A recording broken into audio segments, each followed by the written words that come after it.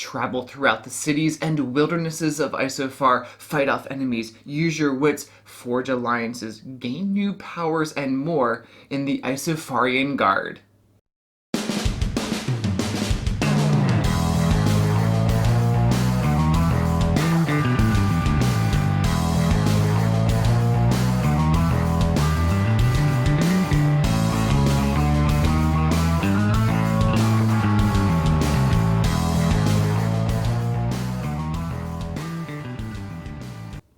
Thanks for joining me today at Tantrum House Studio D. I'm Kevin Delp. The Isofarian Guard is a co-op fantasy adventure game for 1 to 2 players that has hours and hours of gameplay, and it comes with 4 campaigns in the game. It uses a bag building mechanic, it has an action point allowance system, has character customization, and more.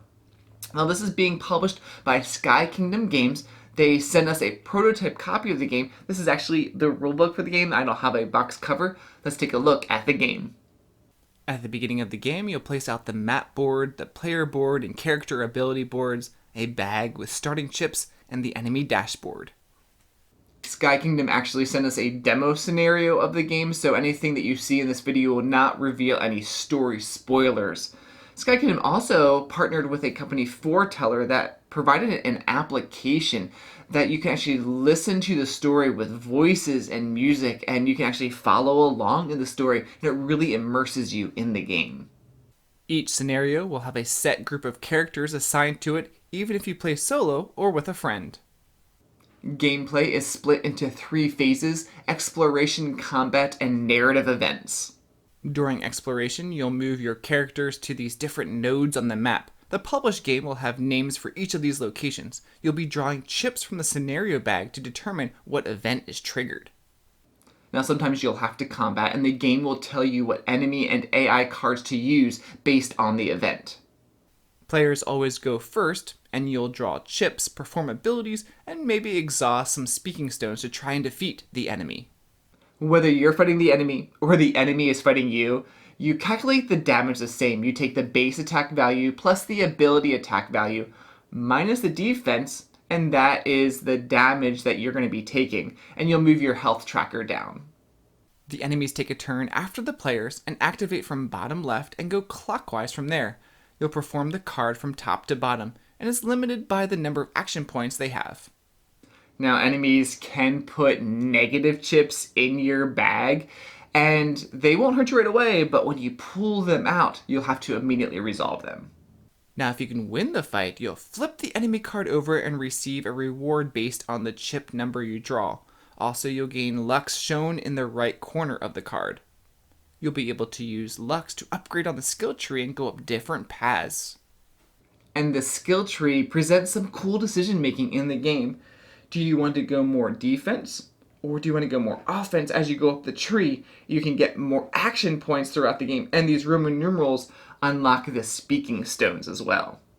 You can restore your health back up to 20 at the inns, and these inns act as save points in the game.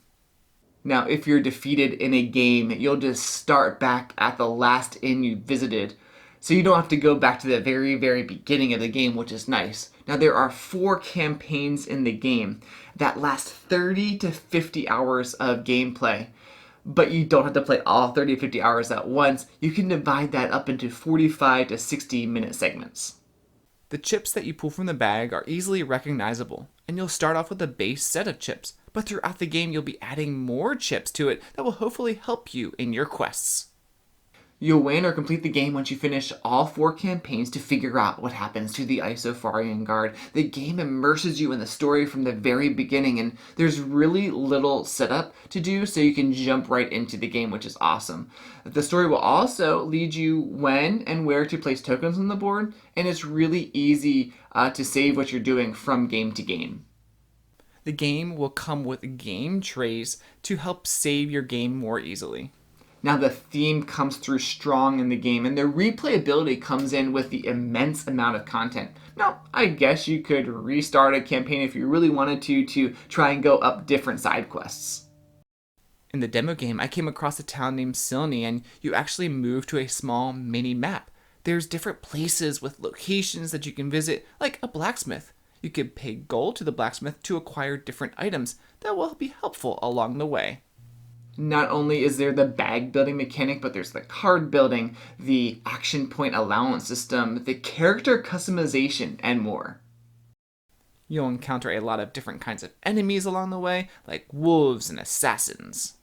Now you'll meet and interact with people along the way in Isofar, but throughout the campaigns, you'll be able to play as different characters. Actually, each campaign comes with a different set of characters that you'll be playing, which is pretty cool. If you're already familiar with the Stonebound saga, then you'll notice the Isofarian Guard is created in that same world. The illustrations are pretty sweet and fit the theme perfectly. And here's a quick listen to what you can expect from Foreteller.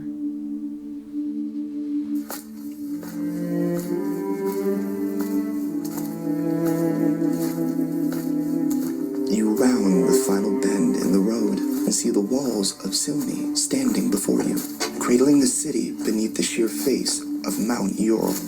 You never cared much for the bustle of city life, preferring the company of a few good soldiers and the peace of the wilderness. The story of the Isofarian Guard, just from this demo, is gripping and pulls you in. If you like 1 or 2 player games, if you like story, adventure, exploration games with good game mechanics, then check out the Isofarian Guard from Sky Kingdom Games. It's on Kickstarter now, and we would love for you to subscribe to Tantrum House.